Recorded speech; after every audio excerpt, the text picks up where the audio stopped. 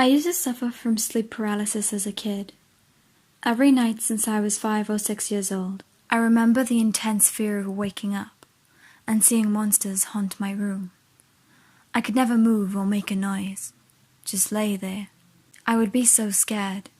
My parents thought I was making it all up, so I was never able to see a doctor about it. It went away in my early teens and didn't return until a few nights ago.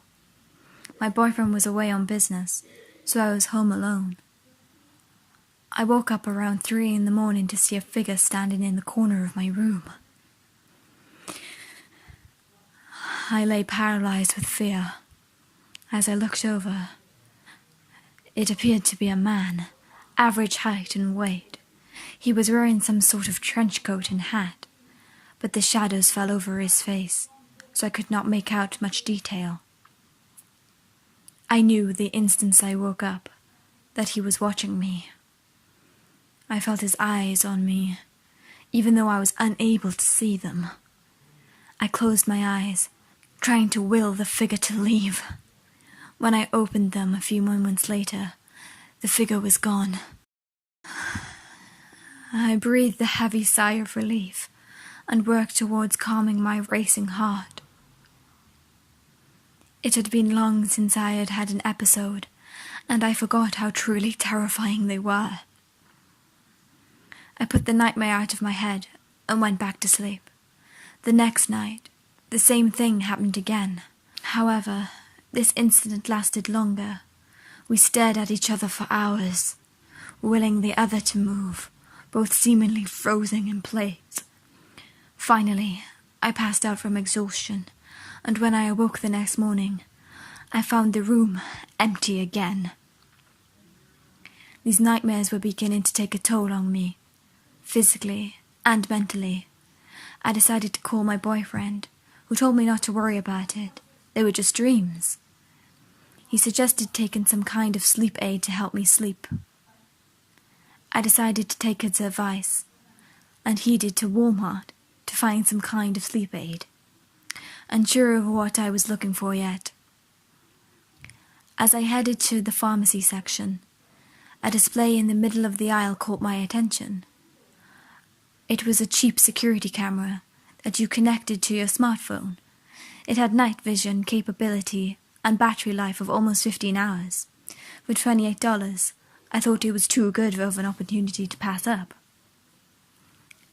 And this, I can prove to myself that there really isn't a figure in my room. I bought some melatonin and headed back home. I immediately set up the camera on my nightstand, pointing it at the corner where the figure always appeared. As night settled in, I took a large dose of melatonin, assuring myself a heavy sleeper that night. I wasn't awoken that night by any sleep paralysis demons, and woke up feeling refreshed. I brought up the camera app and waited for the feed to load up. I wanted to ensure that it had actually worked, so I randomly jumped ahead to around 4:30 in the morning. My heart froze as I noticed a figure standing in the corner of my room in the footage. I rewinded it a few hours to when I went to bed. There was nothing in that corner that could have made a shadow like that. I immediately fast-forwarded until I saw a figure enter from the doorway. It was approximately 1:45 when it entered. It stood in the corner, just watching me for hours. Finally, around 6, it just walked out of sight. I nearly dropped to the floor as I realized that someone had been in the house all those nights. Someone was watching me as I slept. I called my boyfriend in a panic, but he didn't answer the phone. Frantically, I dialed for the police. They showed up, and I was able to show them the footage. However, there was not much they could do, since whoever it was had left already. I begged them to stay, and they said they'd have a patrol car down the street. A lot of help that would be if someone tried to murder me in my room. I begrudgingly accepted what little help they offered, and cleared the camera footage for the night before, ready to set it up for the night. Tonight, however, I could be ready. I had a knife under my pillowcase, Nobody was going to hurt me. If the cops wouldn't help me, I'd deal with it myself. I was able to fall asleep, surprisingly enough. I awoke around 2:30 to find the man standing there. Knowing my brain was not playing tricks on me, I pushed myself to sit up. I grabbed the knife from under my pillow and charged at the figure. Before I could do anything, he grabbed my wrist, pinning my body against the wall. The figure leading closely, and I could see that it was a man. I did not recognize him, although he appeared to be a bit older than me.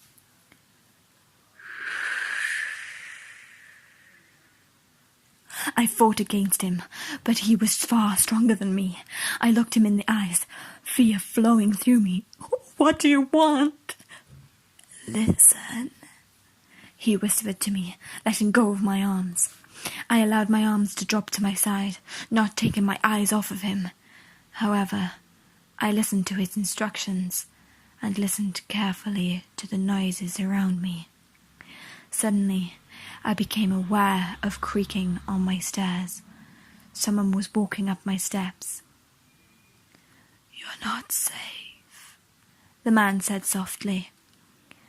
"There is someone here to hurt you." What do I do?" "I will take care of them. Hide in the closet with your knife," he said sternly, turning to face my doorway. Not sure what else to do, I ran to my closet, shutting the door quietly. I shook with fear as I tried to calm my breathing. Tears flowed from my cheeks. What the hell was going on? I heard loud thumps coming from the hallway, and a loud scream that came from a man. I realized instantly that the screams were from my boyfriend. I threw open the closet door and ran down the hallway, flicking the light switch. My boyfriend lay on the ground, knocked out, but alive. Immediately, I ran at the man from my room, knocking him to the ground, holding the knife to his throat, ready to kill him if necessary. "What did you do to my boyfriend?" He held his arms up in surrender and looked at me. "Please, allow me to explain." I did not get off of him, but nodded yes in agreement. "Make it fast." He sighed softly.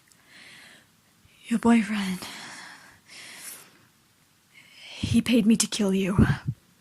I jumped off the man, shaking my head in disbelief. "You're full of it.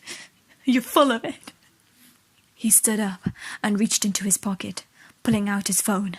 He showed me texts between him and my boyfriend, instructing him when and where to attack me. Then he showed me the bank transfer from my boyfriend's bank account. "Why would he do that?" I asked, nearly breathlessly. The man pulled up another photo. It was my boyfriend with another woman.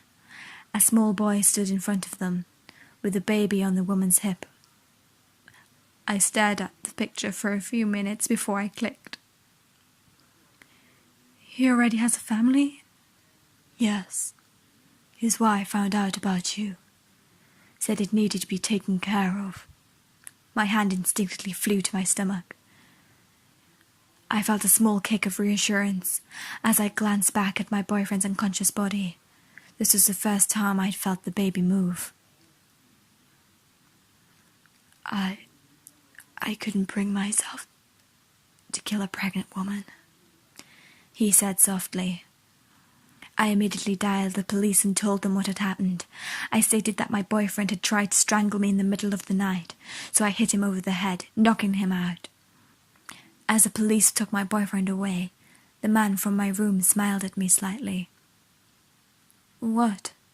I asked, still overwhelmed by the things that had occurred that week. "Maybe I could take you out sometime." "Didn't my boyfriend already pay you to do that?" I said back, my dark humor shining through, even in the worst circumstances. "This time, I'll pay."